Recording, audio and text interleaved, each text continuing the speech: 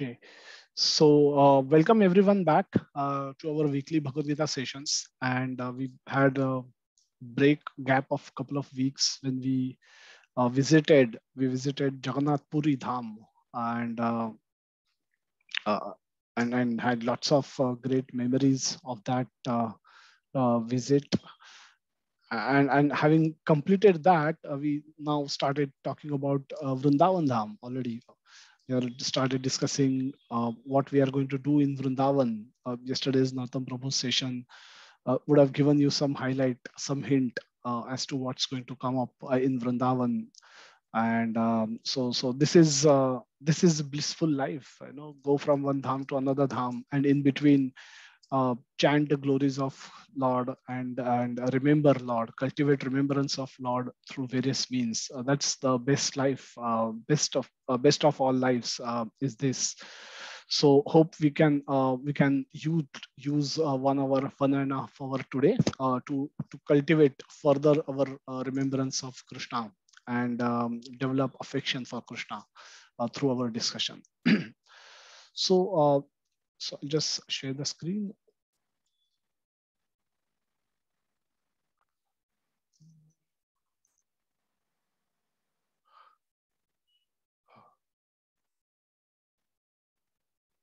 So topic that we have picked up today is Satatam Kirtayanto Mam. So this is first line, first part of first line in the verse, and we've used that, picked it up as a title. So our discussion today hopefully will be focused on this theme, the Satatam Kirtayanto Mam. All the three words are important, and we'll analyze them for their respective significance, and also what do they signify when they use in combination. So before that, we can do a quick recap of few sessions that we've had in last couple of sessions. I think Kashyap Prabhu took last 2 Sundays, and he spent time on deliberating on the year that went by and the year to come. And I hope all of you would have, those who attended would have enjoyed those sessions as well. But taking our discussion forward from where we left off a couple of weeks back, what we'll do is we'll do a quick recap of what we have been discussing, and we will build on that. And in today's session, we'll take that discussion forward. So we have so again, no need to worry if anyone has not attended those previous sessions, because the design of our discussion is such that you should not have any difficulty in picking up the threads from the earlier discussion. It will be hopefully intuitive. We are trying to make it that way. Again, the slides also have a lot of information. Hopefully, these are visible to you, readable to all of you. And using that, also you can pick up the thread, and nobody should feel really lost if even if they have not attended some of the previous sessions. So all sessions in that sense are kind of independent. So in some of the previous sessions that we've discussed, we've initiated this discussion saying that in this particular chapter, we're currently discussing some verses from chapter 9. And chapter 9 is titled by Srila Prabhupada in his Bhagavad Gita as it is, as Raja, as the king of all knowledge, or the most confidential knowledge. This part is called, the chapter 9 is called as most confidential knowledge. And the reason for that is first couple of verses where Krishna speaks about that this knowledge which he's going to give, the knowledge which he's going to share, is king of all knowledge, is a Raja Vidya, and it is Raja Guhyam. Raja Vidya is a king of all knowledge, and Raja Guhyam means it is the topmost secret, topmost of all secrets. And so this is how the knowledge, this chapter opens by highlighting the significance of what is going to come is not ordinary. So the listener, the Arjuna, and all of us should should become more attentive. Suddenly, when we suddenly come to the climax of a movie, all of us become very attentive, and we all start picking up threads from the movie, what had happened earlier and what's going to unfold, how the mystery is going to unfold, how the secrets are going to be revealed in the climax, and that's what help us. That's what typically happens when when we reach climax. So this is, in one sense, this is a climax, because the section of bhakti is going to be unfolded from here onwards, which started from seventh chapter onwards, is going to reach its peak in the ninth chapter, and again it will scale another high in the 10th and 11th and 12th chapter. But this is definitely one of the sweetest part, the most relishable part of Bhagavad Gita, amongst all the chapters, amongst all the sections. And so all these verses are extremely sweet to chant, to narrate, and hence we spent considerable time in discussing some of these verses in quite great details, as much as we could explore. Again, it's never ending. The discussion on Bhagavad Gita can be never ending. You can keep reading it and keep getting deeper insights, and then that's how the whole experience becomes extremely joyful. So the king of knowledge, king of all secrets, as Krishna reveals in the 9.1 and 9.2, uh, he used another important term called pratyaksha avagamam dharmyam, that this knowledge has to be is spoken by Krishna, but it is, and so that is, there is a shabda praman. We have different pramans, or different methods of acquiring knowledge. One is the shabda praman, which is important, that whatever the word spoken by authority is becomes a rule, becomes knowledge, and we those have to be accepted. And Krishna is the supreme authority, so whatever he has spoken, and which has been captured by Vyasdev later, his are the authoritative scriptures, are the authority, is the right authority, and has to be accepted as complete truth. However, that is not. However, one can go beyond that and take a direct experience of certain events, and then link the shabda with the personal experiences that one is getting, and thereby draw realizations. So we have a shabda, and then you have personal experiences, and when you try and connect the two, try and correlate the two, try and interpret your actual real life events with the shabda, you connect these two things, then you get realizations. Realizations, when you firmly believe that what was spoken by Lord Krishna is true. Dukhalaya Shashvatam. All of us have gone through last 2 years.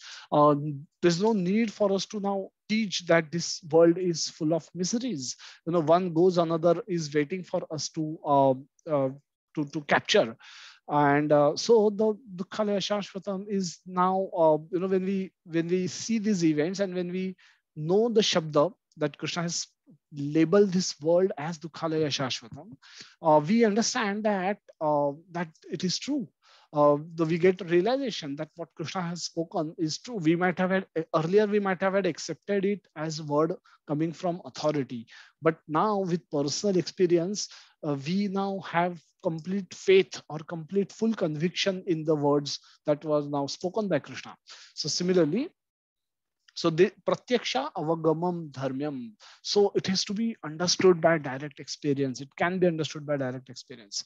So there is a shabda, there is a direct experience, and when you correlate the two, you get realizations. So through realizations, one's faith deepens in Lord and His words and His teachings, and then once we have full conviction, we can do what we otherwise will be doing with as a rule and regulation, the same thing which we can do, which we were doing as a rules and regulation, which can be done with joy, which can be done joyfully. So because we have now direct experience, because we can correlate. We have realized that what was spoken by Lord is actually true. And with this conviction, when we practice spiritual life, with this conviction, when we chant Hare Krishna Mahamantra, with this conviction, we go in front, stand in front of DT, we take his darshan, we eat, we honor prasad. We do it with far more conviction than what we earlier were doing with the personal experiences. And hence the whole process becomes joyful, because it's no more chanting of 16 rounds of Hare Krishna Mahamantra. The chanting process itself becomes enjoyable. We look forward to get up early in the morning and chant our rounds. Even if we have finished our round, sometimes we get more time, we listen to kirtans, or we chant some extra rounds, or we read from scriptures, and thereby we relish the remembrance of Krishna more and more, much beyond what we have been told to do by our authorities. So this is done joyfully. Faithful attains Krishna, hence don't return to the material world. Hence there is no repeated birth and repeated death for those. So a faithless person, on the contrary, does not attain Krishna, and hence is forced to come back to this world and take repeated birth and repeated death. So Krishna further explains that how he is all pervading.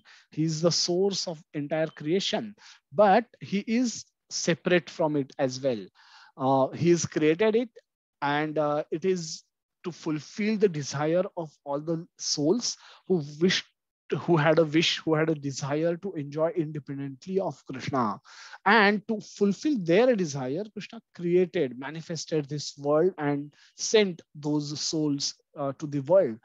And but also he has given them he has given he while after creating this world, he has given them all the facility.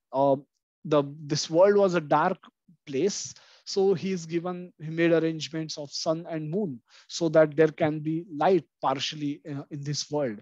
The world, you need, in the material world, you need water for subsistence. Water can help us grow grains, and grains is the anna for the living entity, for the animals as well as for the humans.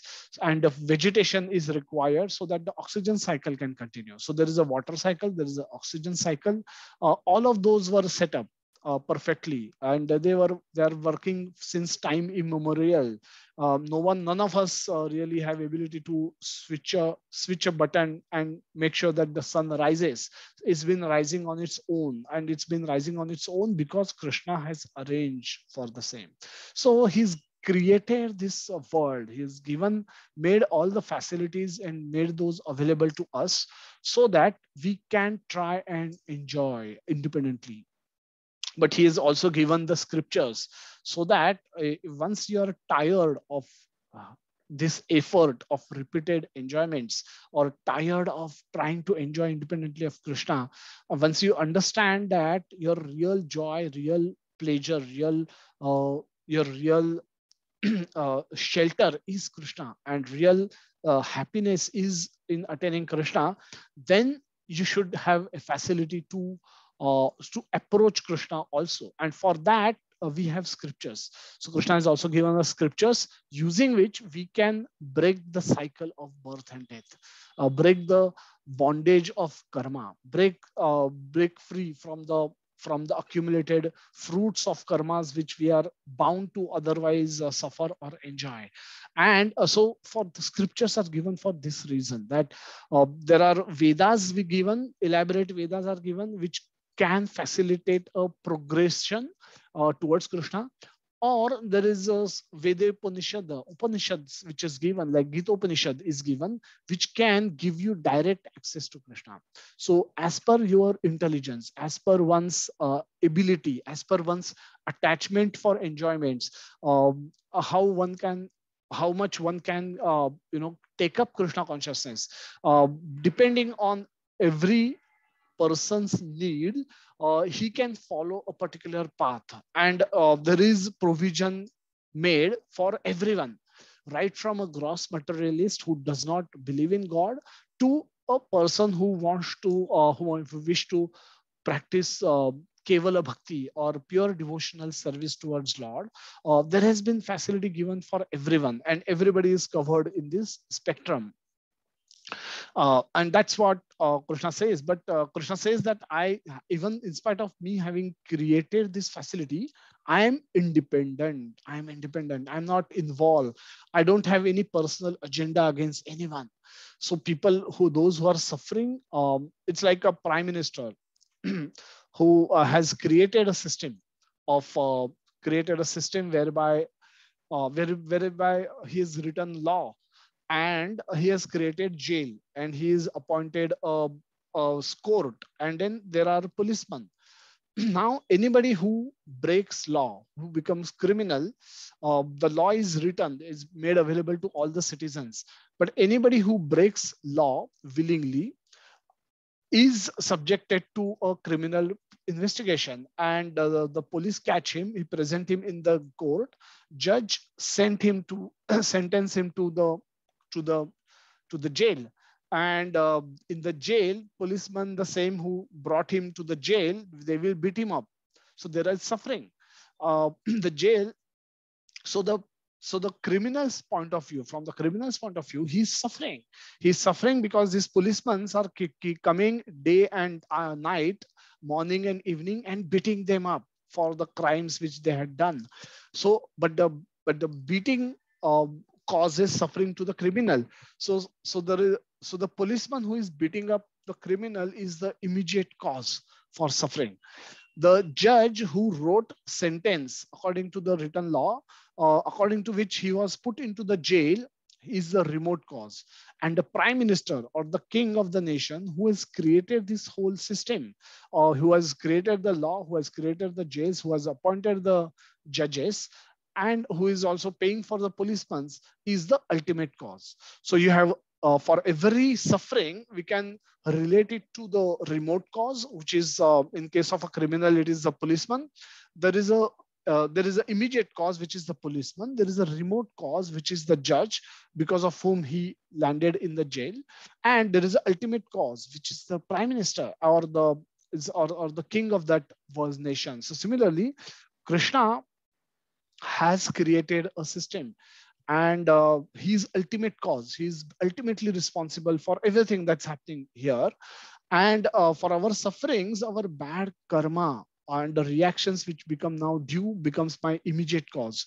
The whole system of karmic reactions, the fruits, the offering of fruit is managed or controlled by Maya Devi, and she is our remote cause. She is like a judge, though she works under the supervision of Krishna. We see her as a remote cause. So the law of karma acting on us through Maya Devi is a remote cause. The immediate cause are the immediate sufferings that we might be undergoing, and remote cause is Maya Devi, who is allotting us those suffering and or the enjoyments, as the case may be. And Krishna, having created this entire infrastructure, is the ultimate cause. So Krishna is not concerned, directly involved in the sufferings that are given to any jivas, be it animal, be it insects, be it human beings, and amongst human beings also, be it African human being, be it a Japanese human being suffering from extreme cold, or a Russian human beings who doesn't have access to sunlight, good sunlight, at least for 6 months in a year. All of those are suffering in different ways, and the Krishna is not responsible for any of those. Though he has created the whole system, it works under his supervision, and Maya Devi operates this system. And based on our karma, whatever the reactions are due, we either enjoy or suffer those reactions. And that is what Krishna explains in the 9.10th verse, when Krishna says that Maya Adhyakshena Prakriti. Uh, and prior to that, he says that Udasina Vadasina. He explains those terms that he remains Udasin. Udasin is not that he's disconcerted, but just like prime minister never invited criminal to enter the jail or commit a crime and go to the jail, similarly Krishna never invited us to do wrong. because of which now we are getting suffering. So in that sense, he is udasina. Further, we've seen some that this is the last session that we discuss the concept of janati, ajanati, and avajanati. Now, now Krishna's magnanimity is undoubtedly is undoubtedly very big and very great. However, not all human beings will have ability to understand him in the same way. Just like in the classroom, all 50 students learn from the same teacher and learn the same subject for the same time duration in the school, not everybody gets same marks. They can, but they may get different marks, some based on their own level of intelligence, their own level of understanding. Some may get all the marks, some may get some marks, some may struggle to even pass. Similarly, there are graded different types of people based on their level of consciousness will either will understand Krishna's greatness differently. Some will know Krishna completely. So those who know Krishna completely, what happens to them is explained in the 4th chapter, 9th verse, where Krishna says, "Janma karma chame divyam." एवं यो वेति तत्वतः त्यक्त्वा देहम पुनर्जन्म नैति माम एति so Arjuna. So those who know simply by knowing Krishna's birth and his pastimes in the tattva, one does not have to take birth again. It's a big statement. The whole objective, uh, the whole so this is the whole objective for which Krishna is speaking Bhagavad Gita. So the questioning started from Arjuna asking, Pruchhami tvam dharma samudha cheta. In the 7th verse of 2nd chapter, Krishna says, Arjuna asked this question that Karpanya dosho apahata svabhavaha pruchhami tvam dharma samudha cheta. Samudha cheta is bewildered mind. In my bewildered condition of mind, in my confused state of mind, I'm asking you to tell me what is best for me. Yat shreya syanishchitam bruhi tanme shishyaste aham shadhi matvam prapannam. What shreya is what is best, what is good for me, what is ultimately best for me, that now you please tell me, O Krishna. And now for that I'm becoming your disciple and accepting you as my guru, so please instruct me. So this is how the conversation started in the 2nd chapter, wherein Krishna, while explaining the reason for his appearance in this current material world, he says, just by knowing my birth and activities, you don't have to take birth again. Now, what should I do? The immediate problem that Arjuna was facing was whether to fight or not to fight. But Krishna has used this opportunity, used this line of questioning to explain a deeper philosophy, not to Arjuna only. Arjuna was his Nitya Parshad, so unko सिखाने की जरूरत नहीं थी. But simply by making Arjuna a tool, an instrument, he's giving these instructions to all of us, which were later on captured by Vyasdev. So the problem was, the original question was never whether I will take birth again or I will not take birth again. However, Krishna has expanded his philosophical class to a great detail, whereby and more made Arjuna ask more questions so that he could elaborate on this important topic. This knowledge which was lost in course of time, which now Krishna is re-establishing by making Arjuna the first recipient. So Janati are those who know Krishna completely, and they are pure devotees. They are in love with Krishna. So they 24/7 they are engaged in activities to please Krishna. Their whole objective is to perform those activities which will please Krishna. And they want to avoid doing those activities which will displease Krishna, which will take them away from Krishna. So these are the people who are classified as Janati. Ajanati are those who do not know about Krishna. So if someone has taken birth in Africa, where there is no ISKCON temple as of now. Now, people living in that city, country, will have no access to Krishna at the moment. So these are ajanati. They don't know anything about Krishna. They are simply ignorant about Krishna. But if devotees, all of you feel that those people should also get mercy of Krishna, and out of compassion, if any one of you go and start open a center of ISKCON in that country and start giving Krishna consciousness, teaching Krishna consciousness to all of them, then those may take up Krishna consciousness, because till now they didn't knew it. The moment they come to know, and if they take up Krishna consciousness, they can progress very rapidly in Krishna consciousness, and also go to the stage of janati, or the one who knows. Our janati are the ones, the most unfortunate ones, those who know Krishna in the wrong way. So for them, their path is much more difficult, because they have to now unlearn what wrong they have learned so far and relearn the right. And then that itself becomes, that itself is tough. That itself is time consuming, and ego crushing for those, because if everybody in India today used to think that they know Krishna and his pastimes, but when they start reading, and most of them claim that they have read Bhagavad Gita at some stage, and they quote Karmanyevadika Raste verse, or Sambhavami Yuge Yuge, as a proof of their having read Bhagavad Gita. But beyond that, there is so much in Bhagavad Gita which none of them have any clue. And this is what we will explore again further today. So avajanati, so there is an ego crushing that happens, because they feel that they knew, and now suddenly they come to know that they don't know enough, or they don't know accurately.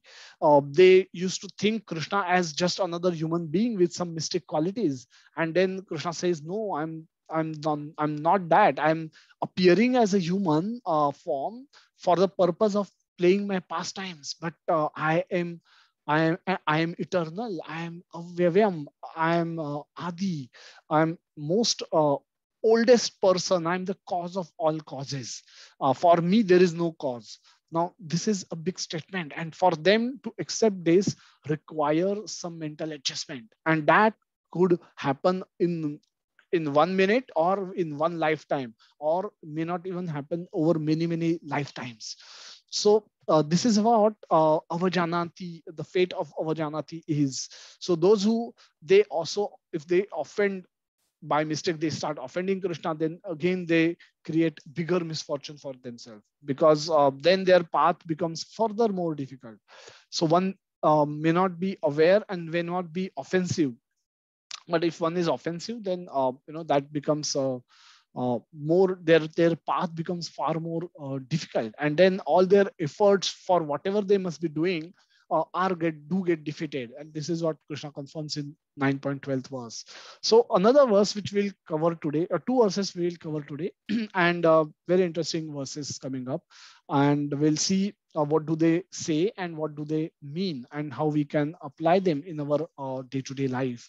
So this is 13th verse, 9.13, where Krishna says that a Mahatma, Krishna used the word, Mahatma is the one who know Krishna is original and imperishable person. So earlier, so the 11th and verse, so again, Krishna is covering spectrum of people, trying to cover all the people in this planet, and all, not only at his time, but at all times, because all people can be classified in these two broad categories. First category of people were covered in 11 and 12th verse, and this is the best quality of people who are covered in the 13th and 14th verse. uh, in between them lies the entire population of all the souls. Uh, so the animal, insects, and non-human souls can be classified as ajanati, because they have no capacity to know Krishna. They just can't know Krishna unless they come to human form. And amongst humans also, again, they either can be classified as janati, ajanati, or avajanati. But and so this is this is at one low end of the spectrum, and the higher end of the spectrum are pure devotees, which are described in 13th and 14th verse, which we will look at right now. So similar description was given in the 7th verse, where Krishna after in the 15th verse, Krishna spoke about four type of people who will never come to Krishna, and the four type of people who will come to Krishna. That was described in 16th verse. The difference between the two is that in the 7th chapter, Krishna was talking more about the individual qualities of the people, that the Artho, Jigyasi, Artharthi, and Jnani. So these are individual characteristics of those people. Now they had all of them had decided to come to Krishna, but they didn't have much of conception of Krishna. So their understanding about Krishna was not spoken about. They just come to Krishna, and how they come to Krishna was spoken. So it was more of an endeavor on the part of those people. In the 9th chapter, Krishna is taking this concept deeper. Now Krishna is not just talking about people coming to him, but their level of their understanding of Krishna. What understanding, with what understanding they are approaching me.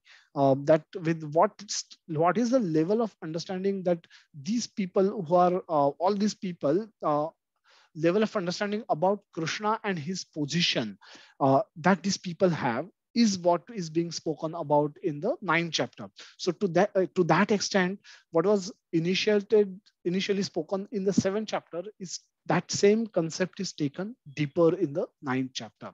So we'll look at these two verses, 14th, 13th and 14th verse, and we will discuss a little bit more detail about what they imply. So Mahatma nastu mam partha daivi prakritim ashritaha bhajantya ananya manaso ज्ञात्वा भूत आदिम अव्ययम, ज्ञात्वा भूत आदिम अव्ययम.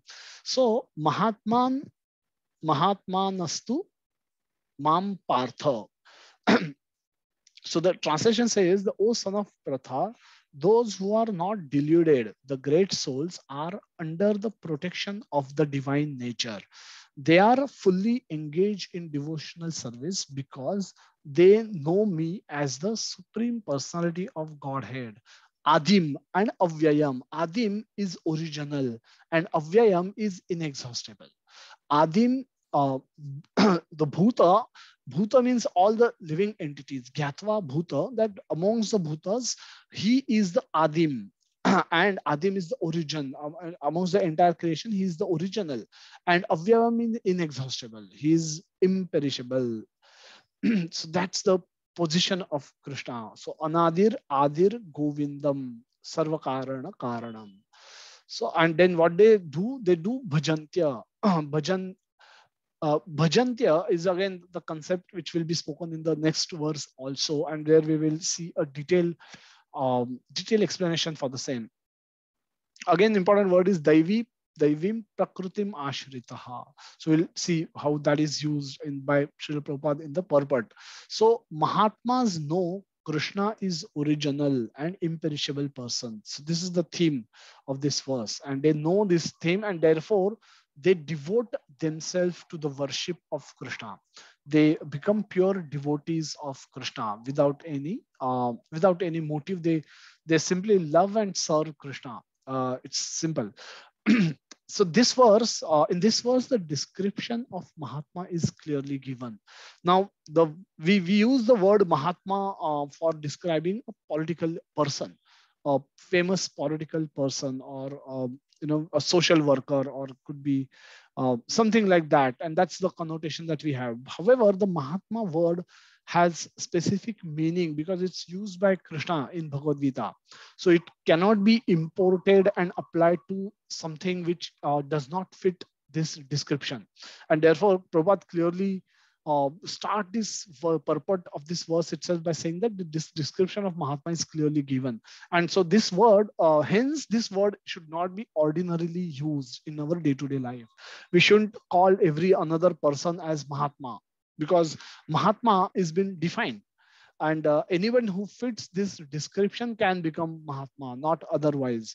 And hence Prabhupada had Prabhupada had expressed his his dislikes or dislike, or he didn't approve, he didn't like this term being used for describing a political figure. So the first sign of the Mahatma is that he is already situated in the divine nature. What is divine nature? Divine nature is one who is not under the control of material nature. So who is not under the control of, what is the material nature? Material nature is Maya Devi. Who is not under the control of Maya Devi, should that only person be called as Mahatma. So because if you're not under the, if you're not under the divine nature, you are under the material nature. That's the default rule. And so Prabhupada gives, then how is this affected? How can one become Mahatma? So that is explained in the 7th chapter. The one who surrenders unto the Supreme Personality of Godhead, Sri Krishna, at once become free from the control of material nature. So the control of material, so the verse is Daiviya Esha Gunamayi Mama Maya Duratvaya Mam Evam Ye Prapadyante Mayam Etam Tarantite. The one who prapadyante, one who surrenders to Krishna, one who expresses his desire to surrender to Krishna, one who act on that desire, that you may have a desire but you may do nothing to surrender to Krishna, then also that's not, doesn't work. But if you, even if one, if you have desire, you have intent, and then you act on your intent by taking actions to surrender to Krishna. What kind of actions? At our level, we can take action to get up early and chant with devotees, or adjust our time schedule so that we can hear more about Krishna, utilize fully the work from home to cultivate Krishna consciousness, to hear Bhagavad Gita every day, if hear from Bhagavatam every day. If reading Bhagavatam, if that is difficult, at least we should hear. The devotees are reading, we should hear. We should switch on our, we should keep that time slot free from 8:30 to 9:15, and simply log into the Zoom meeting and plug earphones into our ears and simply hear. If we ourselves are not reading, we should at least hear somebody else read. It has the same potential. In fact, it can help us deliver by attentive hearing.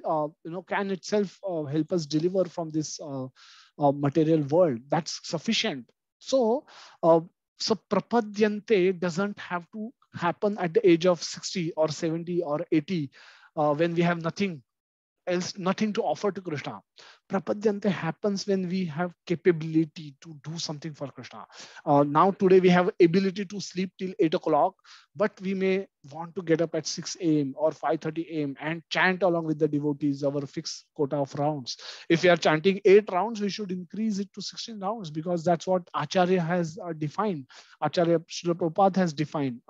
Takes 2 hours of our time every day, but that, if done in the morning hours, can cultivate our great consciousness for the rest of the day, and your rest of the day can become you can spend that rest of the day largely in sattva gun.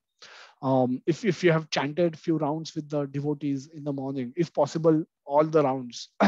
So this is the potency of mantra. And so the surrender doesn't have to happen at the end of our life, because if it has not happened during the life, then we have no hope to do it, to be able to do it at the end of our life. Hence, these are all small acts of surrender.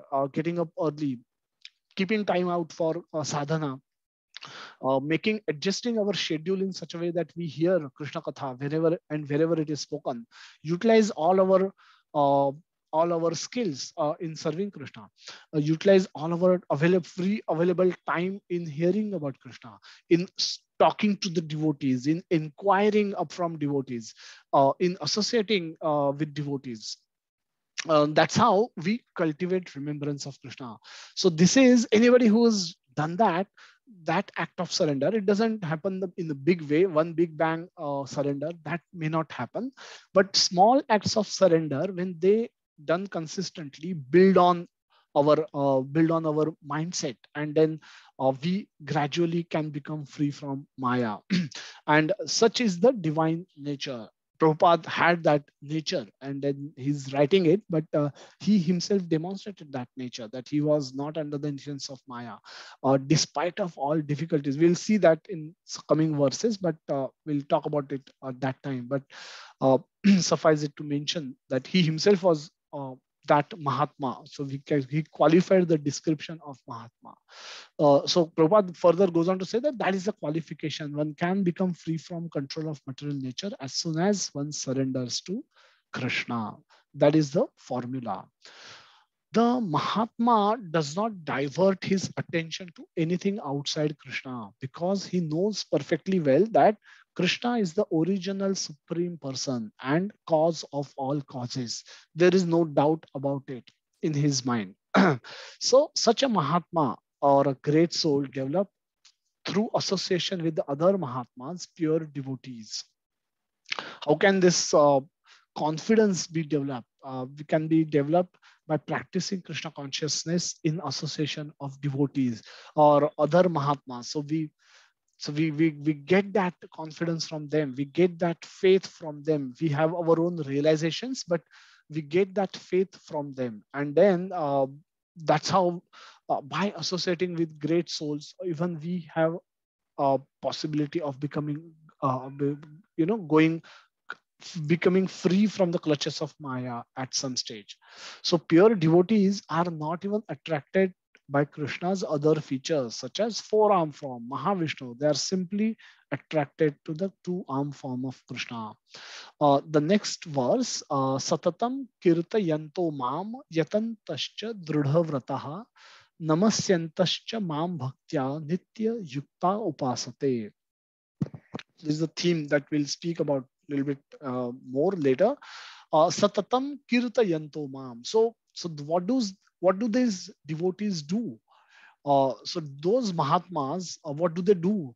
So what they always chanting my glories, endeavoring with great determination, bowing down before me. These great souls perpetually worship me with devotion.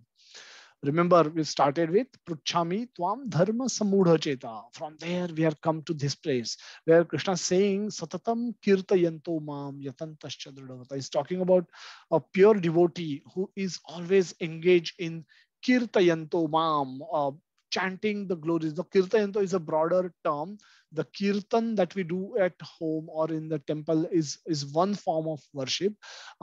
But it Prabhupada, as it will he will explain it in the purport, that it means broader, in broad sense, all the 9 processes of devotional service, starting with the hearing and the chanting, uh, Shravana Kirtana, Shravana Kirtana, Smarana Vandana, uh, Pada Sevana, Dasyare, and so all these 9 processes of devotional services are captured in this one term Kirtayanto. And Satatam indicates the always, and Mam indicates Krishna speaking about himself. He's speaking that because he's Adi, because he's Avyayam, because he's God of all the demigods, because he is the cause of all causes, only he is an worthy object of worship, nobody else. And that's how he says that those great devotees, those Mahatmas, they worship me with great determination. Now Prabhupada will see the purport and we'll look at the other aspect of this verse. The Mahatma cannot be manufactured by rubber stamping an ordinary man. So here again Prabhupada reiterate the point, and his symptoms are described here. A Mahatma is always engaged in chanting the glories of Supreme Lord Krishna, the personality of Godhead. He has no other business. He is always engaged in glorification of the Lord. In other words, he is not an impersonalist. So the Mahatma is always engaged in different activities of devotional service as described in the Srimad Bhagavatam, hearing and chanting about Vishnu, not a demigod or a human being. So Prabhupada again warns that it's about Krishna, Vishnu, not about demigod. Not a demigod worshipper is not a Mahatma, cannot become a Mahatma, or a human being. If you are worshipping another human being, you cannot be considered as a Mahatma. So that is devotion. Shravanam, Kirtanam, Vishnu Smaranam. and all the leading to all the 9 process. There's an interesting word that was used in this verse by Krishna called yatantascha dridhavrata. Yatantascha, if you see what it means word by word meaning, yatantascha fully endeavoring, and dridhavrata is with determination. So when we combine the two, the fully endeavoring, putting all efforts with great determination. Now, if you are a pure devotee, why would you have to endeavor with great determination? Should everything not be easy for you? So let's look at what Prabhupada did. So Prabhupada, so we'll look at it from the example of Srila Prabhupada himself. So Yatantascha, that great endeavors being put in by Srila Prabhupada with Dridhavrata, with great determination. It's a great endeavor performed with great determination. And for that, we should know what how Prabhupada started this movement of ISKCON by going to America at the age of 70 in the year 1965, leaving Vrindavan, uh, leaving comforts of Vrindavan. He was to live in the Radha Damodar temple in Vrindavan. He was known as a sannyasi, respected by everyone. The whole of Vrindavan knew him. He had his god brothers living all around. So he could have spent, and he at that advanced age, he could have spent the rest of his life chanting and talking about Krishna, translating, writing some books about Krishna. He could have spent that rest of the lifetime doing doing these activities, and that also could have been perfectly all right, kind of a life. I mean, it's a perfect life. I mean, Krishna would have definitely taken him back to Godhead, sufficient, more than sufficient for doing in that. However, Prabhupada, out of compassion, stepped out of this comfort zone and went to America, which he described as in the poem that he wrote, that Bada Krupa Koilo Krishna Adhamera Prati. He says that he described America as a place of Ugrasthane. Ugrasthane is a place where everyone is covered by mode of passion and ignorance. There are only two modes. One is passion and ignorance, and hence culturally they are completely degraded. They're almost at the level of animals. So Prabhupada, from a sadhu's point of view, from a sannyasi's point of view, going to America was extremely dangerous, and he risked his own devotion. People could have lost their own piety by visiting an impious place, and that's possible. And hence, earlier the sadhus or sannyasis were prevented from crossing the ocean. But Prabhupada did that to execute order of his guru, that that was given to him way back in 1922. That you are a cultured, learned man, you should preach in the Western to the Western world in English language. Why don't you do that? And also write books whenever you get money. Write and print books, do translation for the. So he had done both. He had done a translation, and he was carrying first canto of Srimad Bhagavatam with him, and now he was executing the other order. And from the comforts of Vrindavan to hardship of America on a cargo ship, Prabhupada did all that for out of compassion for all the human beings in general in Western world as well as the whole planet, because he went around the planet at that advanced age 14 times and established temples and centers, initiated devotees all over the world, right from San Francisco, Los Angeles to Tokyo, New Zealand, Australia, everywhere. And during that, everything was he was doing all that with great determination. Nothing was easy. The first 2 years he struggled extremely hard in America, was alone, was the weather was not great, just a snow often, and it used to be terrible cold. He didn't know anyone. He didn't had any institutional support. He used to live as a beggar practically, and started living with one of the disciple whom he thought can become his disciple. He attacked him, and then he had to leave. He was tape recorders was stolen, typewriter was stolen, and even he was living amongst the most degraded kind of people. Even today, Americans, if you go and walk on the streets of America in any of the suburb in New York, the situations are intimidating. And you can imagine what could have been the condition in 1965, where America was under the great influence of drugs, where the counterculture was prevalent, where the youth of America was giving up, throwing up the norms of the society. They were giving up their families, and they were uh, getting into drugs in big way. And in order to find a higher pleasure, the spiritual pleasure, they used to consider drug as a spiritual means to spiritual happiness. So completely distorted generation, completely distorted country, completely distorted, degraded, spiritually degraded culture for a sadhu to go and try and preach. It's extremely difficult, but he took up that challenge, and he not only executed it with Dridha Prata, he endeavored hard, toiled hard, invested his compassion with each and every devotee that he met. He gave genuine affection to each one of those devotees, and hence uh, the devotees manifested, his disciples manifested from all over America, all over the world, and then they did wonderful things, which has led to to ISKCON become what it is today. The more than 700 temples and centers, and all over the world, thousands and millions of devotees chanting Hare Krishna Mahamantra every day in all corners of the world. So this was done with Yatantascha Drudha, because he did that with Drudha. He didn't give up. He was not that everything was easy for him. The weather was not easy. The people were not easy. People were not accepting.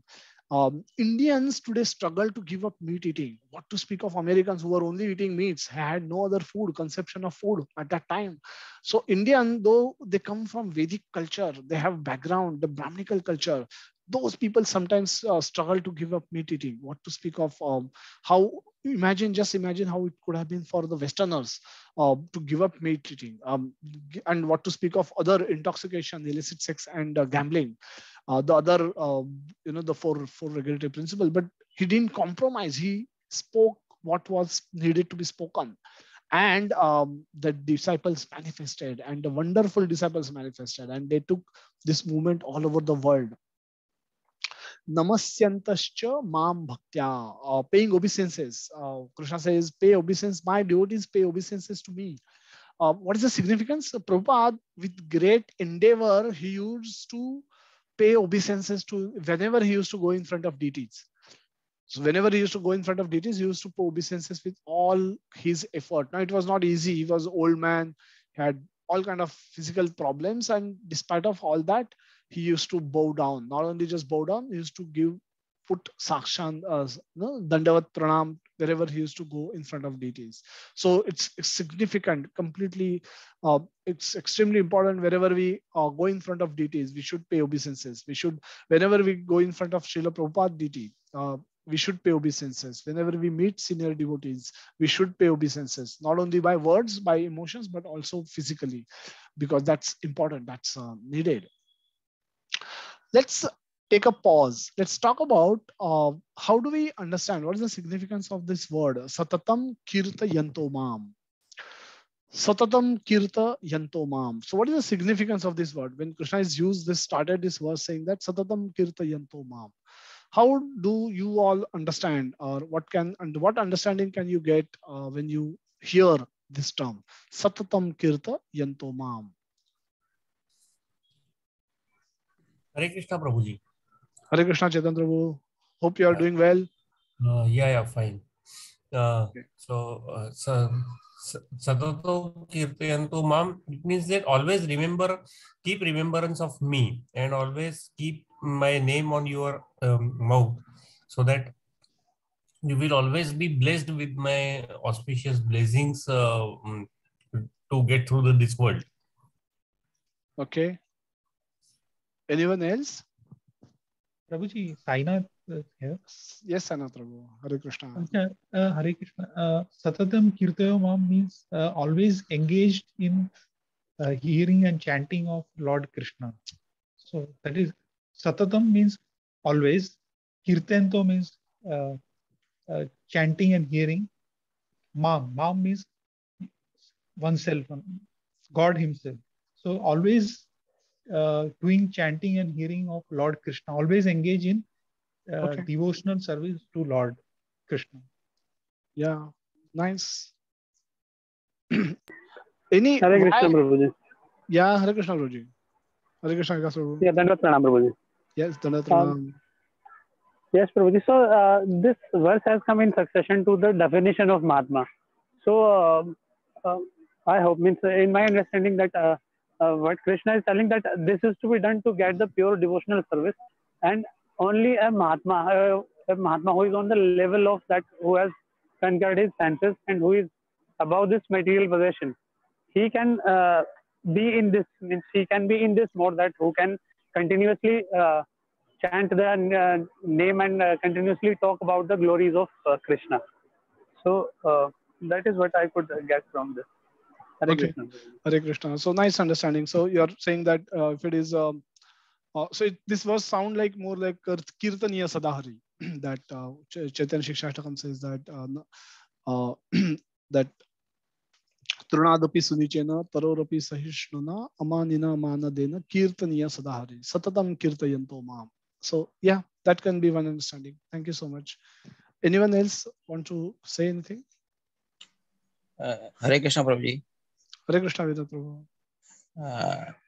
As per my understanding, Kirtan means whatever, not only Kirtan, but whatever Krititva we do in our life, always in remembrance of the God. So whether doing anything, not only chanting the name, but whatever action we are doing, if we are in continuous remembrance of the Lord Krishna, then that is called Satatam Kirtantuma. Okay. So yeah, that's a nice angle. You're bringing that it's not only devotional service, but we can expand devotional service to all the activities that we perform. Yes, Mukesh Prabhu. Hare Krishna.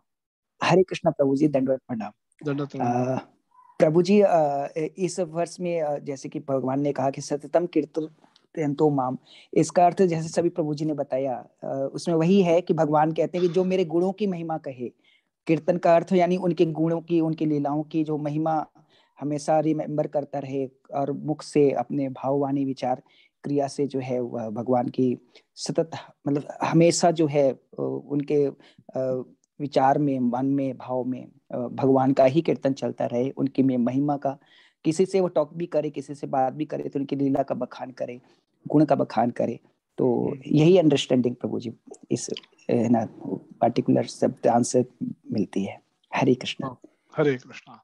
So basically Satatam, which is always, indicates always. Kirtayanto, as we have seen, has an expanded meaning that includes hearing, chanting, and all the 9 processes of devotional service. And Mam is towards Krishna.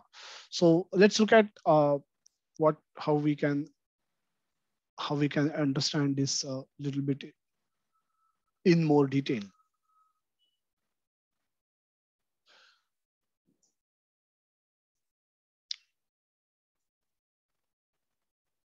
So we'll take a step backward. If anything we have to do constantly, we need focus mind. We need focus of mind. If we wish to do anything, in order to be able to do anything properly. Now, we are discussing more from our standpoint that we need complete focus of mind, complete conviction, and we need distraction. We need to be aware of our distractions. We need to guard against our distractions in order to be able to do anything. Now, what to speak about spirituality, but even for doing material things, we need to have this Vyavasait Maka Buddhi, which Krishna had spoken about in the 2nd chapter.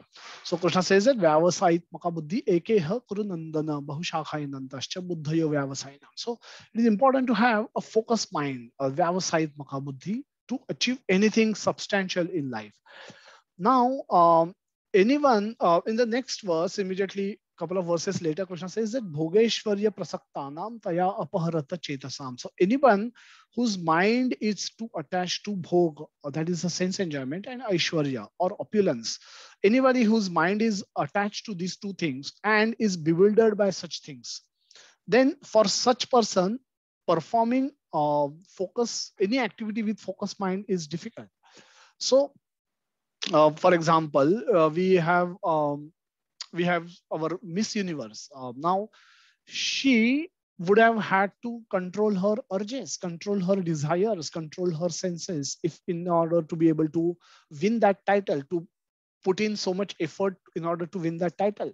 She probably will have to give up her sleep, and may have to get up early morning and exercise, because you need to have you need to look fit and you need to look healthy.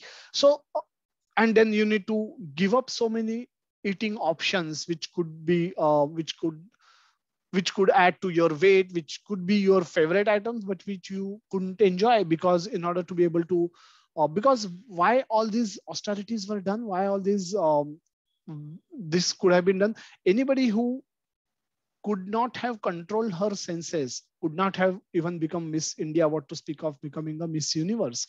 So for anybody to achieve anything substantially, even in the material realm or even in the spiritual or even on the spiritual side, even as part of bhakti, they need to control their senses, they need to control their urges, they need to control their desires in order to be able to achieve anything substantial. So similarly, for progressing in bhakti yoga, or progressing in spirituality, progressing in developing Krishna consciousness, devotional service, we need to control the urges of our senses. Without without controlling senses, nothing substantially could be achieved in bhakti yoga. Nothing can also be achieved in material life, but definitely nothing can be achieved in bhakti. And hence the sense control is the primary. So in order for us to do anything, doing satatam kirtayanto need focused mind, and that focused mind cannot be there if we are attached to sense enjoyment. So the sense control is the primary activity that can lead us to that's a primary foundational step that we have to take. And hence we have the 4 regulative principles which need to be accepted wholeheartedly and followed wholeheartedly, in order for us to show Krishna that yes, we are interested in you, we are committed to make progress towards you. And if we think that we can be as we are and we can still hope to progress in Krishna consciousness, that may not work, because our progress in Krishna consciousness work depends on our effort, but it also depends on Krishna's mercy. And Krishna's mercy can come only when we show we demonstrate our intent and also effort supporting our intent. If we just show intent and doesn't do anything, then that's as good as we saying we are not interested in you, Krishna. We are too happy, too busy enjoying our body and our senses and the object of our senses in this material world, and we are happy to take birth again and again. That's how that's the indirect message that we give to Krishna. So the sense control is the primary activity, primary step that we take to show our inclination, to show our sincerity to Krishna, not only through intent but through actions. So what should be the object of control senses? So once you control your senses, what do you do next? Krishna says in 2.61 that if you wish to control your senses, invest them into me. But there it's not spoken elaborately, conclusively, that what should be the object of the control senses. So when our Miss Universe candidate was controlling her urges, her objective was to become Miss Universe. So her objective is not to attain Krishna. Her objective was to attain the crown, become Miss Universe. Similarly, if one is endeavoring with great effort to prepare for a CA exam or a 12th exam or a graduation exam or engineering exam, his objective is objective of the controlled senses, controlled urges, is to pass the exam. And then goal can be to achieve a lot of money, to earn a lot of money. So what is the objective of the controlled senses in bhakti? Krishna says objective of the controlled senses should be to get your mind, control your senses so that you can get your mind attached to me. And he spoke that in 7th chapter, 1st verse, Maya Sakta Mana Partha. That the control senses, once you control your senses, so control your senses, you'll have to control your mind, and you have to control your mind using your intelligence. So someone simple example can be it could be India Pakistan match, and if tomorrow is our exam, I may have urge to watch the match, but by using my intelligence I may decide not to watch the match, and I may say that I'll watch the highlights or the replay later, but let me study because I need to appear for my exams tomorrow. So the knowledge can transform us, can transform, help us transform our action, which otherwise we would have probably gone ahead and watched the match. However, with knowledge, we are able to make alterations to our choices. And that's what Krishna says, that with knowledge, you control your mind, and control mind has controlled senses, and that controlled mind, use that controlled mind to get attached to me by following the process of devotional service. So Krishna says that Krishna is the end objective or end goal of the controlled senses, and process which is to be followed is the bhakti yoga or the devotional service of hearing, and led by primarily by hearing and chanting. End goal is to attain Krishna during our current lifetime. Now this is very important. Krishna has been revealing this, and we'll see since when he started speaking about it. He speak about this very clearly in the in the 8th chapter, which is titled as Attaining the Supreme, Attainment of the Supreme, by Srila Prabhupada. So how to attain Krishna? Krishna can be attained by remembering him at the time of our death. Antakalecha mam eva. Antakalecha is the moment of death, moment of giving up our body. Mam eva, me only, me alone. Smaran muktva kalevaram. And remembering Krishna at the time of death, you can attain Krishna. Anyone who can remember Krishna at the time of death can attain Krishna. And but how can one get remembrance at the time of death? Is it by accident or is it by choice? Can there be a process which can help us lead to that stage? So when that stage of moment of death will come, what all we will think, whatever we have done during our lifetime is what we will think at the time. And if you have sufficiently chanted and heard about Krishna, then you will remember Krishna at the time of your death. So if you have, and how that is to be done, that's explained in the 7th verse in the 8th chapter, where Krishna says that Tasmat Sarveshu Kaleshu Mam Anusmara Yudhyacha. So again, the Sarveshu Kaleshu is a satatam, so the emphasis, the reiteration by Krishna. Krishna has been reiterating this aspect since long in the Bhagavad Gita, that Tasmat Sarveshu Kaleshu Mamanusmara Yudhyacha. So perform your prescribed duties by remembering Krishna all the time. So the remembrance of Krishna has to be cultivated Sarveshu Kaleshu, all the time. And Yudhyacha indicates do your prescribed duties, don't stop doing work. So if you are a householder, work, and hopefully you're not doing any sinful work, but whatever work that you need to do in order to maintain your family, so that all of you can collectively practice Krishna consciousness nicely, you have to do that work. So that is your duty. So that is not, you don't have to go and fight, but that is equivalent of fight. So work if you're a householder. If you're a housewife, work and office, work at home, maintain your family, take care of your family by remembering Krishna, by thinking that you should do anything and everything to make sure that all the facilities are being made available to everyone, so that they can live happily and practice Krishna consciousness happily. If you are a student, the Yudhyacha will be in study. You need to study. If as a student stage, you have your job is to study. Your objective is to study. And how you should study? By remembering Krishna, by cultivating remembrance of Krishna. You should study. You can do this by Mayarpita Manobuddhi, Mana and Buddhi, by dedicating your mind and intelligence to me. This can be done very easily. 14th verse, Krishna again reiterate this point, that ananya chetaha satatam. Ananya chetaha means without any deviation. Satatam is again the same, the always. Yomam smarati nityashaha. Mam indicates, clearly talks about Krishna himself. Remembering Krishna sarvashaha. Smarati nityashaha. Nityashaha is again satatam. Remembering Krishna nityashaha, always. Tasyaham sulabha partha. If you could do this, then for such person, it is very easy to achieve Krishna. Nitya yuktasya yoginaha. So for those who have practiced it sufficiently, for them it is very easy. Krishna is saying sulabha. Sulabha is very easy.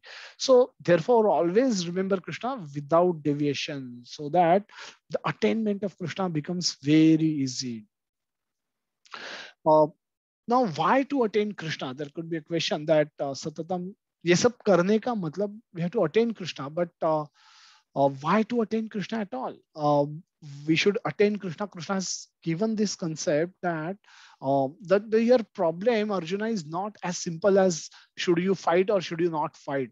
That it's much more deeper, and he started speaking about it right from the second chapter. Second chapter, Krishna, 51st verse, Krishna says that karmajam buddhi yuktahi phalam tyaktva manishanaha janma bandha vinur muktaha padam gacchantya anamayam. So this padam gacchantya anamayam, je आपको धाम में जाने के बाद, you don't have to pay, you will be freed from the janma bandha vinur mukta.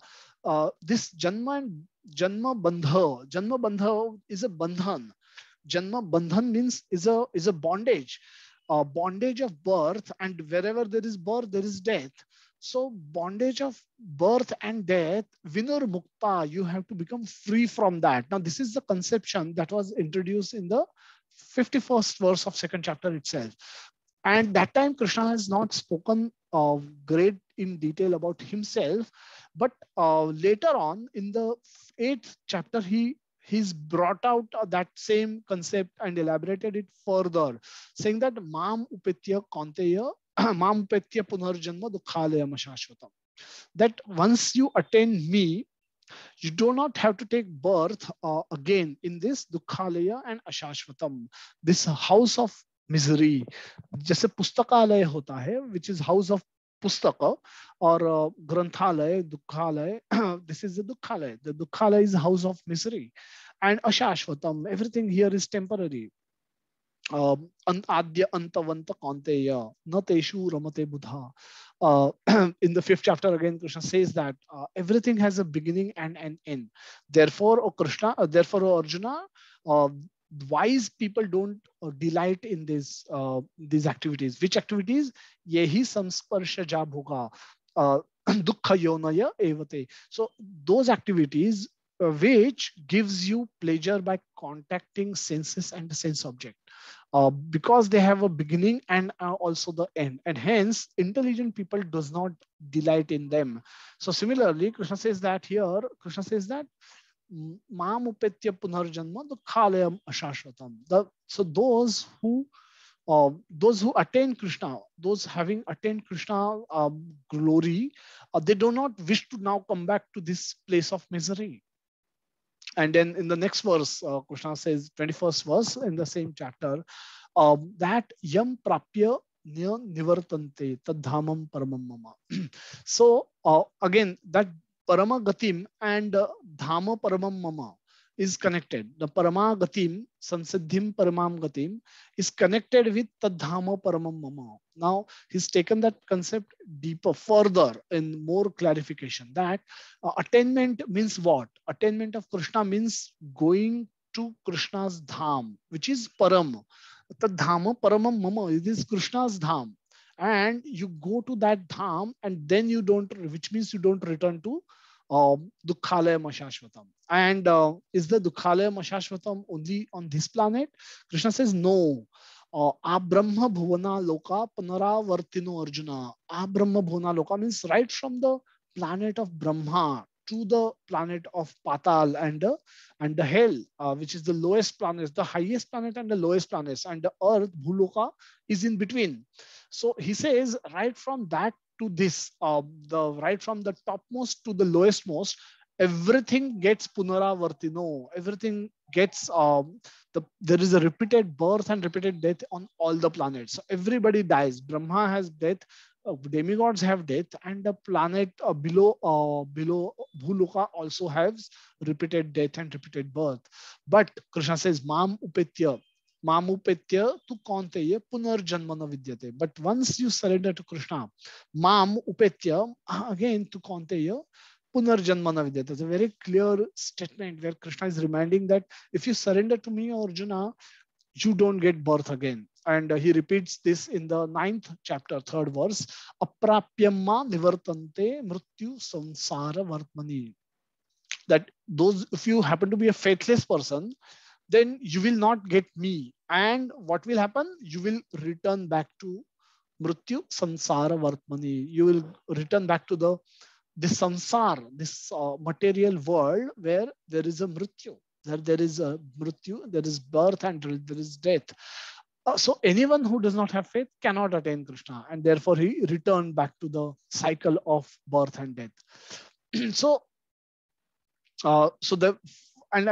this world is constituted by what? This is Dukhalaya, where everybody has to come and has to suffer. Has to suffer what? Has to suffer the Janma Mrityu Jara Vyadhi, the birth, old age, birth, death, and old age and disease. And so also they have to suffer the fruits of past karma, which could be at times good fruits as well as bad fruits. Either way, they have to take birth and continue to suffer or enjoy those fruits. And the threefold miseries of world, the Adhyatmik Klesha, Adhi Bhautik Klesha, and Adhi Daivik Klesha. So all this, everyone has to suffer as long as they continue to live in the material world.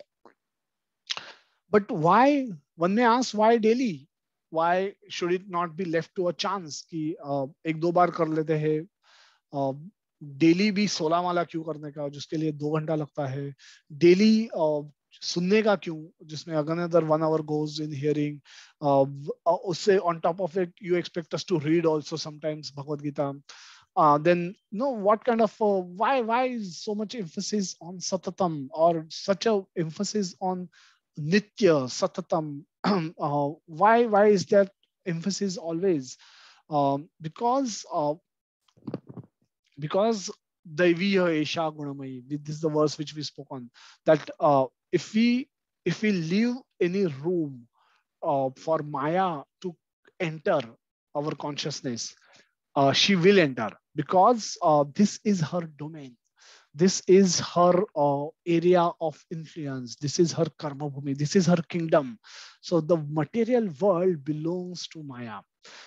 Material world has scriptures. Material world has deities. Material world where Krishna personally appears and perform pastimes, and those are available to us through scriptures. And there is a temple form where Krishna manifests in the form of a deity where we can offer our service. So there is facility.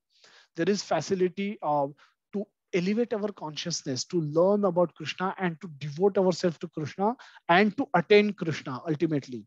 However, in general, this world belongs to Maya. This is jail. This is her area of influence. And hence, even if we are 99.99% Krishna conscious and 0.01% material conscious, then there is a chance for Maya to enter, and she will ensure that we sleep. She can ensure that we sleep, because our surrender, if we are not 100% in our surrender, if we are, which means we are not qualified for attracting Krishna's mercy.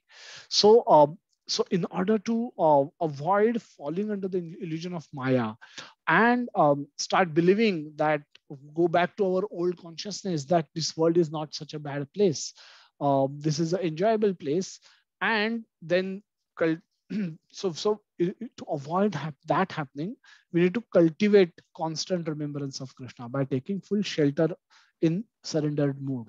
Now, is this this all may sound very difficult, because if 99.99% is also not sufficient, then practically one may think that this is practically impossible for any one of us. Then why try at all? If the failure is guaranteed, why try at all? The Krishna says, though, Krishna says, yoga kshemam vahamyaham. So anybody who show any willingness, I am eager to take that person back to me. So you don't have to show, even if you are not 100% Krishna consciousness. In Krishna consciousness, I can give you what you lack, and I can preserve what you possess. Yoga kshemam vahamyaham means, in the 22nd verse, 9th chapter, Krishna will say this, that he will. So these are some statements which Krishna has given as a commitments that in the 65th verse, also in the 66th verse, Krishna says that I will free you up from all your sinful reactions. So these are commitments which Krishna is giving. You just surrender to me. Sarva dharman parityajya mamekam sharanam vraja aham tvam sarva papebhya mokshayishyami mascha. So do not fear. Out of love, Krishna is giving these commitments that do not fear. I will free you up from all your reactions. I have ability and I am willingness both to do this, because I'm just waiting for you to turn towards me. So similarly, when Krishna says yoga kshema vahamyaham, Krishna is guaranteeing that he will give what is lacking, whatever we are lacking. Even if we may not remember Krishna at the time of death, Krishna will give us that remembrance. Chaitanya Mahaprabhu is more merciful than Krishna. He will give that remembrance. Prabhupada will give that remembrance. Our Guru will give that remembrance. Our devotees surrounding us at the time of death, they will give us that remembrance. And hence, this success is guaranteed at the time of death. And that's how, that's the learning that we take from Bhagavad Gita. Just to summarize, Satatam Kirtayanto Mam, the theme that we spoke today, that devotees of Krishna always remain occupied in chanting his glories joyfully. Susukham kartum avyayam. So it's joyful, it's done joyfully. Why? Because they relish his activities. They are not envious of him. Therefore, they relish talking about his glory. They are not jealous of Krishna and seeing his glory. They don't feel envy, and hence they are completely devoted to Krishna. So their love for Krishna, their affection for Krishna increases more they hear Krishna's glories. Therefore, Krishna's glories, hearing of Krishna glory, work wonderfully with his devotees and has a counter effect for non-devotee. Because if I have envy towards Krishna, and if I hear glories of Krishna, my envy will increase manifold, and my spiritual path will become difficult to that extent. So we have to have submissive mood, non-envious mood towards Krishna, and when we should hear and chant Krishna, about Krishna. So hearing, chanting, singing, remembering, etc. are some ways of cultivating constant remembrance of Krishna. So this is done in submissive mood, can help us lovingly remember Krishna during our lifetime and also at the moment of our death. And this way we can live joyfully and attain Krishna at the end, and then end the cycle of birth and death in this material world during this lifetime, current lifestyle itself. The daily facility for cultivating daily remembrance of Krishna, constant remembrance of Krishna, Satatam Kirtayanto Mam.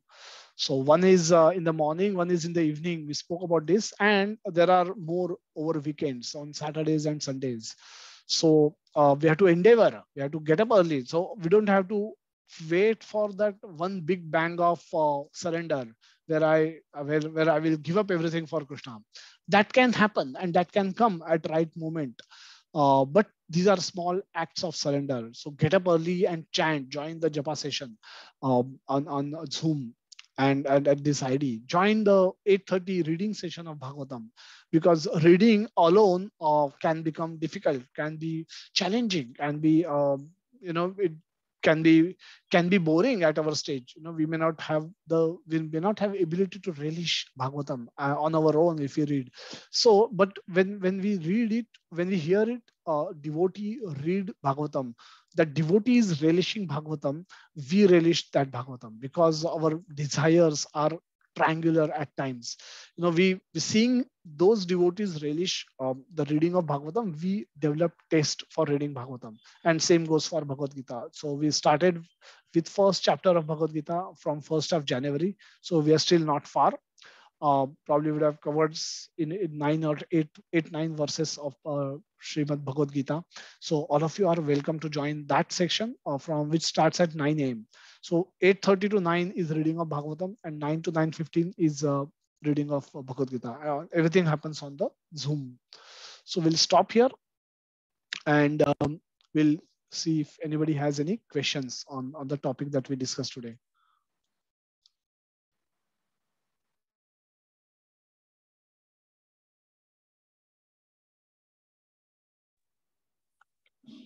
Hare Krishna. Hare Krishna. Prabhuji, myself Sunil Mane, I'm from Kolhapur. I do have one question regarding this chanting and attending the things related to time. If I do have some problems regarding physical problems, then how to adjust the timings? If it is not possible for me to get up early in the morning, so how to adjust the various things so that the same effect I can get? Correct. So Praji, you can, if you for some reason if you are not able to get up early, you can chant during the day. Why we recommend so the morning chanting has been insisted by all our acharyas that the morning time is the best time for remembrance, cultivating any good activity. Even if we also advise our children, so if you study in the morning, you will probably have better chance of recollection. And so same goes for devotional service also. We shouldn't be left at the flag end of the day when we gone through our day, gone through different emotions of the day, and then we try to chant, complete our round of our quota of rounds, whatever we must be chanting. Now that is not fully bad, but it's not likely to give you the same effect as it otherwise should. In the mornings versus in the morning when we chant, we are relatively fresh. Our consciousness is not yet been polluted by our interactions through people. We may still have some recollections from previous days, some overwhelming emotions from previous days that will be brought forward. Those are unavoidable, but relatively we will be relatively fresh. And in that fresh mind, when we chant, we are likely to cultivate better remembrance. But for some reason, if you're not able to do that, you can do that throughout the day. So whenever you get up, you can adjust your day in such a way that in the first thing in the morning, you can chant. You can complete your rounds. And for some reason, if you're unable to do that, then during the day, whenever you get time, you should try and complete your fixed quota of rounds. That is how I will say. Again, it's like we doing it on our own and we doing it with devotees has different implications. We just like we may not just by seeing Bhagavad Gita, I may not develop a desire to open and read it. But if I know a friend who loves to read Bhagavad Gita, who loves to talk about Bhagavad Gita, who loves to chant verses from Bhagavad Gita, then and he seems to enjoy doing this, then we ask a question: what is in it? What is in this Bhagavad Gita that is so relishable for that person? And let me find out. And this way, we cultivate a desire which originally didn't existed in us by associating with that person. So what we are doing is we are associating with this person to find out why he is relishing Bhagavad Gita. Now, originally, we didn't have any attraction. We may consider it to be a sacred book. We may just buy it if somebody insists. We may keep it in the cupboard. We may not read it, or we may postpone reading it perpetually, or whatever. It's not that we are disrespecting it, but we are not opening and reading it and relishing it the same way that our friend is doing. So we can get our desires, our likings, our choices through our association. And if we associate with devotees who who likes chanting, who are like somebody like we have a we have devotees who have been chanting for, who've been running this particular chanting session for last couple of years. So every day morning, and they are from Mayapur, where the temperatures could be 5 degrees Celsius. They get up at 5 o'clock, and then they, probably go through their daily routine and sit down and chant for 2 hours with the devotees, and they open the Zoom platform, and then they start the session. So they do this. They do this because one, they are enjoying it. You can't do this kind of a thing. These are all matters of choices, and unless you like it, it will be difficult for you to do it for a considerable long span of time. So by associating with these people, these devotees who are loving these things, who are liking these things, we develop a desire, we develop a similar liking like them. That way, it helps if we chant with devotees. That way it helps if we hear from devotees, because they are relishing it. So seeing them relish the subject matter, we also develop the taste. That's the only purpose. But for some reason, if you are not able to do that, you are free to do that anytime alone. You can sit alone, chant nicely, and that's also is equally potent. That's also perfectly all right. Okay, Prabhu? Yes, Prabhuji. Whatever your suggestions are there, I'll definitely follow. I'm during the day I'm following it. No problem. But my question was related to the morning Sessions. That's fine, Prabhuji. So even during the day, if you're able to complete your rounds, you're chanting how many rounds, Prabhu? I'm chanting for about 16 rounds. 16 about rounds, okay. 2 hours. 2 hours of chanting. Okay. No problem. But the problem was regarding timing issue. I was having the point regarding the morning session, but you have given a lot of suggestions, so no problem regarding that particular morning sessions. Thank you. Hare Krishna. Thank you, Sunil Prabhu. Hare Krishna. Yes, Santosh Prabhu, you have a question? Yeah, Hare Krishna, Prabhuji. Dandavat Pranam. Hare Krishna. Prabhuji, my question is of a neophyte. Now, for a better understanding, I am asking this question, please. We have discussed about surrender. Now, macro meaning is okay. Macro meaning of surrender is okay.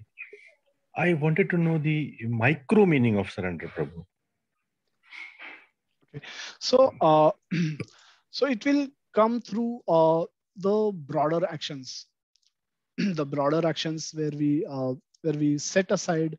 It's like when we consider something valuable, and we consider something meaningful, and and then we start setting aside, adjusting our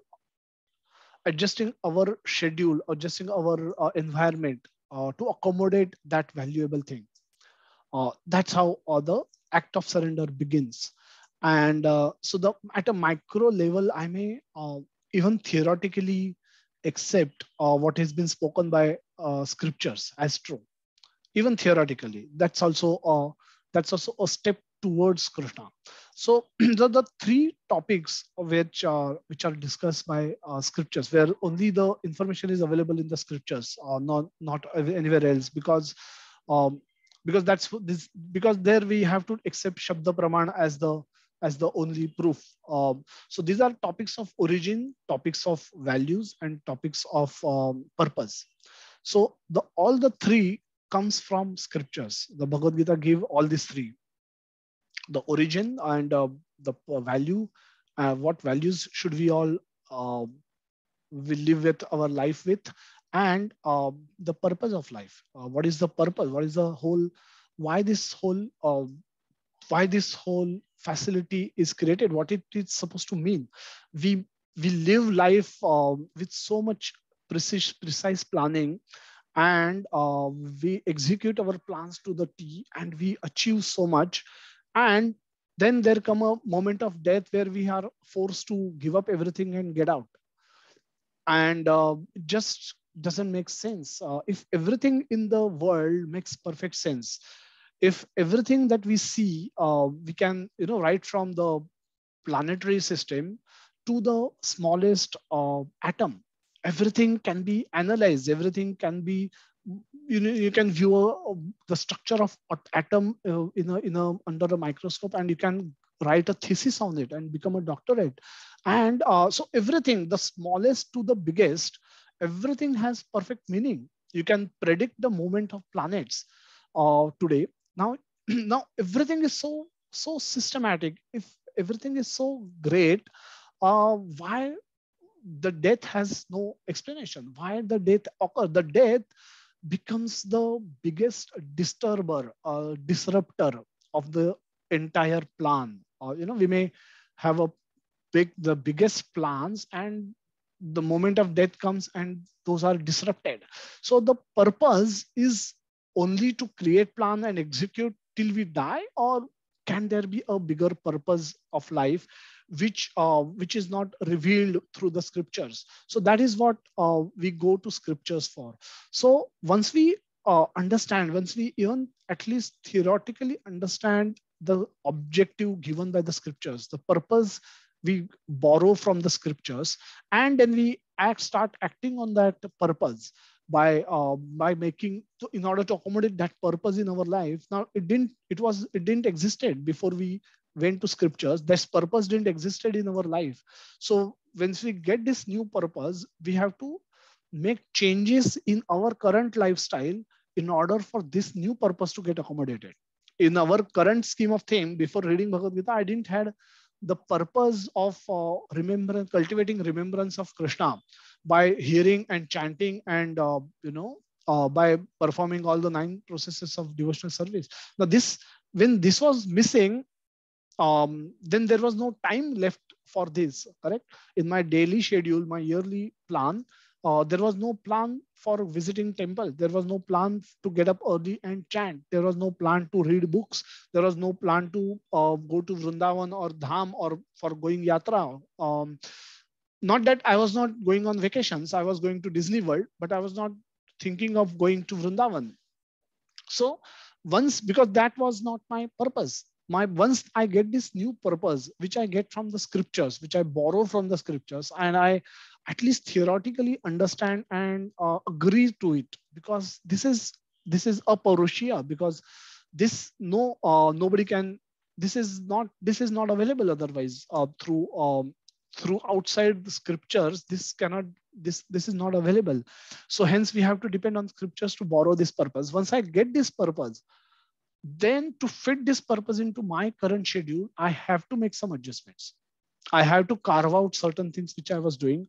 If I was watching cricket match for 90 overs on 5 days in a test match, I have to stop doing that, because I still have 24 hours. I don't get more hours because I'm trying to become a devotee. I still have other responsibilities, but I have to give up my Bollywood. I have to give up by watching of political debates. I have to debate. So I'm speaking of myself, and by carving out these aspects, I'm bringing in my purpose, my new purpose, that is Krishna consciousness, that's cultivating Krishna consciousness. So getting up early. Now getting up early was probably given a choice. I may not want to do that, but for Krishna, I'm doing it. So these are at a micro level. I'm making these adjustments for Krishna. By doing these adjustments, I'm doing 2 things. I'm showing that intent is there and my efforts are matching my intent. Both are there. And when I do this, I show my sincerity to Krishna. And then Krishna says that dadami buddhi yogam tvam. That when I see that sincerity, I give you intelligence using which you can progress towards me with much more speed. So it's not only by my own endeavor and my own efforts I can understand Krishna fully and I can attain Krishna. I need Krishna's mercy, because Krishna is like, if I want to understand and if I want to know everything about Prime Minister, at some stage I can find out from here and there, but at some stage I need his mercy. I need him to say yes, and then I can go and meet him and then he reveals himself to me. That's a much easier and faster way of understanding a personality of Prime Minister, because he's so magnanimous that I by my own endeavor cannot find out what's going on in his mind. But what if he grants me an appointment, come and sit with me and discuss, explains to me, reveals himself to me, it becomes much more easier. So when by showing our sincerity to Krishna, we are inviting Krishna to help us. And so these are small actions which show, which matches, which are in sync with our intent. That shows that these are small acts of surrender, which is helping us progress towards Krishna. Okay. Yeah, Hare Krishna, Prabhu. Thanks a lot. Actually, I had multiple questions. You cleared all of them. Total clarity was there with the explanation, Prabhu. Thank you very much. Hare Krishna. Yeah, thank you, Sandesh Prabhu. Hare Krishna. Go to chat if there are any questions. There are no questions in the chat box. Hare Krishna, Prabhuji. Dandvat Pranam. Hare Krishna, Prabhu. Yeah, as Santosh Prabhuji was telling that you have cleared multiple questions in one shot, in one answer. So I was thinking that that is the specialty of Mahapati Prabhu, that he does not leave any scope for any kind of doubt on the particular subject. So thank you very much for giving such a nice, wonderful, relishable session. And that Satat Kirtyanto Mam, it is basically, means in my understanding. You went on mute, Prabhuji. Sorry, call in between, Prabhuji. Yeah. So that should be the theme of the practicing devotees, or the neophyte like me, or who is trying to just be Krishna conscious. So you have covered it in a very beautiful manner, like what all qualities we should try to develop. Like Narottam Prabhuji were yesterday telling in Bhagavatam class that we should try to find our fault rather than the fault in others. So I find it very much relevant with that, and in continuation to that, this session. So thank you very much for engraving us with so much, such a wonderful wisdom. Hare Krishna, Prabhuji. Dandvat Pranam. Hare Krishna, Prabhuji. Thank you so much for your kind words. So if there are no more questions, I think we can end today's session. And Prabhu, once a second, Prabhu. If yes, I'm disturbing, yes. No. Prabhu, I read it, because of some schedules which were running on, I couldn't, attend the classes from last few weeks. So as I mentioned, I just wanted to know, we have started with the Bhagavad Gita reading of shlokas, I think. So could you please help me with the timing and how it is done, please? Yes. So Bhagavad Gita reading starts at 9 p.m. on Zoom platform. And we have started from first verse of first chapter from 1st January onwards. And Narottam Prabhu takes that session. So there are 2 sessions back to back, 8:30 to 9:15 is the time.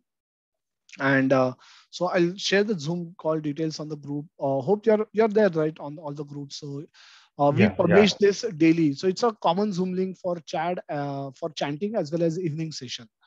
And so it's a common Zoom link created, which you can click and start attending it. This starts at 8:30 from reading of Bhagavatam, Srimad Bhagavatam. And then after 30 minutes of reading of Srimad Bhagavatam, discussing Bhagavatam, we switch to Bhagavad Gita on the same platform. So without any break. So earlier, this was done on free conference call app. But I think that app now had a restriction of 40 minutes. The call automatically get disconnected, and hence we switch to Zoom. And Zoom is also sufficient. These are all paid accounts, so we don't have any difficulty in continuing. As far as timing is concerned, there's no issue, and hence we are able to easily conduct these long sessions on Zoom nicely. So you can attend these sessions, and probably we should be on the 9th or 10th verse of Bhagavad Gita. I have not attended last session, so I don't recall where we are there. But happy to share more details about it, and welcome all of you to join those sessions. Is it daily, Prabhuji? This is daily, yeah, daily. Okay. So the daily dose of Bhagavad Gita is a booster dose. We call it. We made a nice poster, and we called it a booster dose, considering the current situation. Right, Prabhuji. Thanks a lot, Prabhuji. Hare Krishna. Thank you so much, Hare Krishna. So Sunil Prabhuji, I don't know if you have our numbers. I don't know because we probably, I don't think we have met earlier on the call, but if it will be nice if you could share your number with me, so that we can be in touch. So I'll just send you a message. This is my first session I've attended. Okay. So that's why I will share my number with you. Yeah, I'm just sending my number. You can WhatsApp me your number. Yes, sir.